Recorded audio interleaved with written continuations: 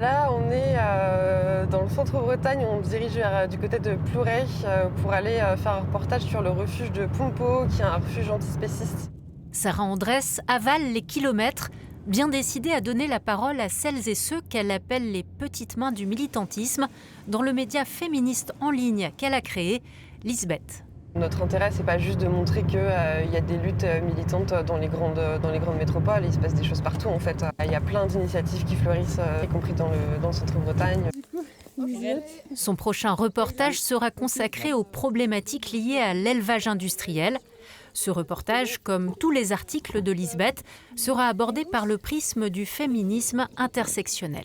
Donc sur les luttes contre le sexisme, le racisme, la LGBTI-phobie, des luttes écolo.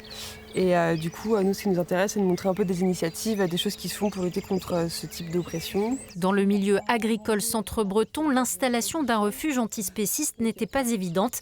Mais quand les gens sont bien informés, les choses se font naturellement.